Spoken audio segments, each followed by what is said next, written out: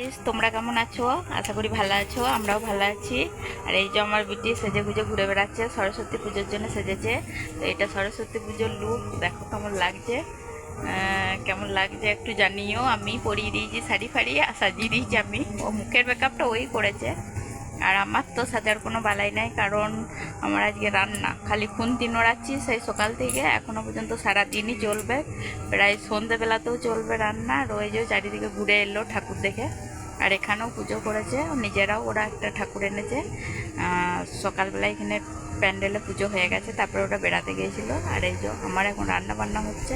চলো তোমাদেরকে দেখায় আমার রান্না বান্না।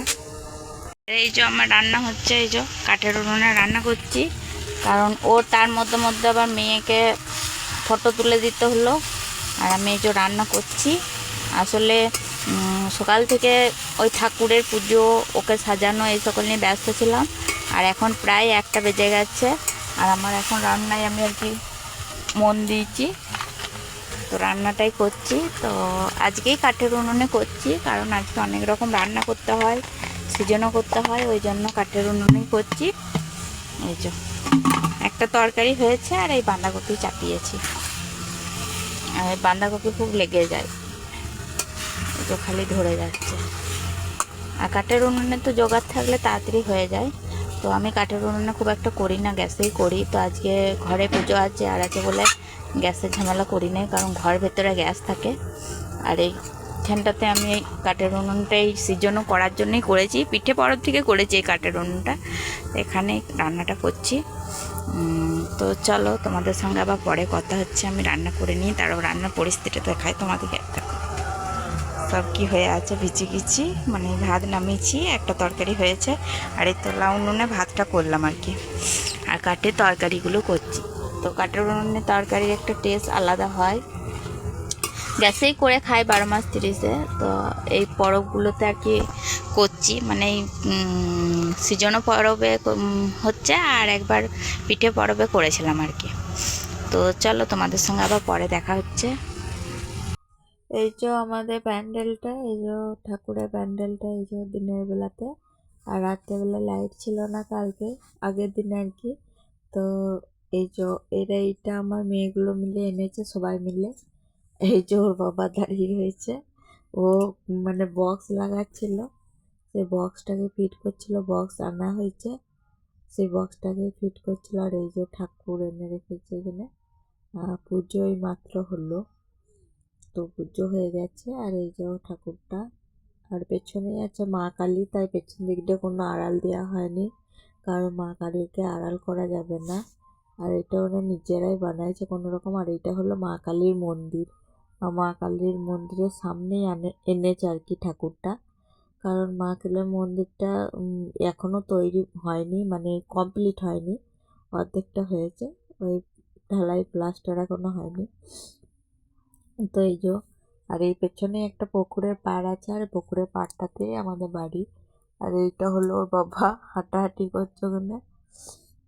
আর আমার মেয়েটা তো এখান থেকে বেড়াতে চলে যাচ্ছে। ঠাকুর মণ্ডপে একবারও দেখো কেউ নেই, ফাঁকা, ওর বাবা রয়েছে বলে তাই, নাহলে ব্যাস ওরা আমরা ছেড়ে দিয়ে চলে যাচ্ছে, ওদের কোনো কিছু আসে যায় না। এই যে এটা হলো আমাদের আর একটা ঠাকুর, গ্রামেই হয়েছে, ওই পাড়া দিকে, কবিরাজ পাড়া নাকি, কবিরাজ পাড়ার ঠাকুর আর কি। আমি ঠিক পাড়াগুলো চিনি না অতটা। তো এই যে প্যান্ডেল হয়েছে, এই যে লাল মাটির থিম করেছে আর কি, লাল ইয়ে দিয়ে। এই যে ঠাকুর, এখানে প্রোগ্রাম হয় 2 দিন 3 দিন ধরে প্রোগ্রাম হয় এখানে। এই যে স্টেজ করা রয়েছে, এখানে 2-3 দিন ধরে প্রোগ্রাম হয়, মানে বাচ্চাদের নাচ আর এই সকল হয়, অনেক রকম প্রোগ্রাম হয় এখানে। আর এই যে একটা ঠাকুর, আবার অনেকগুলোই ঠাকুর হয় আমাদের গ্রামে।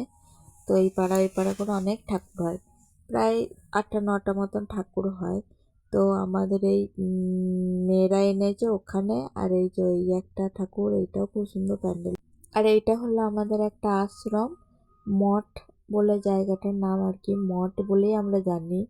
তো এইটা হলো আমাদের আশ্রম, মঠের আশ্রম বলে। রাধাকৃষ্ণ ঠাকুর আছে, অনেক ঠাকুর আছে, আর অনেক ইয়া আছে এখানে, অনেক সাধু থাকে এখানে। তারপরে বাইরে থেকে অনেকজনা সাধু আরে আসা যাওয়া করে, তারা কোনো সময়তে বাড়ি না যেতে পারলে এই আশ্রমে থেকে যায়। আশ্রমে থাকার ঘর আছে, এটা একটা মন্দির। এই যে থাকার ঘর, ওখানে রান্না খাওয়া করে। আর এই যে রুমগুলো দেখতে পাচ্ছ, এখানে সবাই থাকে। আর এই যে বাসন কোসন রয়েছে, এখানে রান্না খাওয়া সবই করে। আর এই রুমগুলোতে মানে মঠের কেউ আসা যাওয়া করলে থাকে। তবে এমনিও অনেক সাধু আছে। আর এইটা হলো মঠের মেন সাধু বাবা। এই যে কালো এই যে চাদরটা দেওয়া রয়েছে, এই চাদরটা হলো আশ্রমের মেন সদস্য আর কি। আর ওগুলো তাদের মূর্তি বানিয়ে রাখা হয়েছে। এ হলো মেন আমাদের আশ্রমের বাবা আর কি। তো এইটা হলো তার মা বাবা। এইভাবে মূর্তি বানিয়ে রাখা হয়েছে, ওদেরকেই পুজো করা হয়। তো এখনো পর্যন্ত আমার রান্না চলছে, সেই দুপুরবেলা থেকে রান্না দেখিয়েছি, প্রায় 1টা 1:30 থেকে রান্নায় লেগেছি, এখনো পর্যন্ত আমার চলছে। মানে সিজন্য তো আমাদের মেন পুজো, তো সিজনটা চাপিয়েছি, এখনো হয়নি, ফুটছে আর কি। মানে আঁচে বসিয়ে দিয়েছি, নি ফুটছে। আর ওইটা কাটে করিনি, আঁচেই করছি। আর তখন আগেরগুলো কাটে করে নিয়েছি, আর এখন আঁচে হচ্ছে, টুকটুক করে ফুটছে। আর এতক্ষণ আমার রান্না বান্না শেষ হলো। আর আজকে একটু বেঁচে গেছি, মানে রোজ রান্না রোজ খাওয়া এটি ভালো। কেননা 2 দিন রান্না এটা খুব মুশকিল। মানে সারাদিন আজকে রাঁধতেই আমাদের চলে গেল, সারা দিনটা আজকে।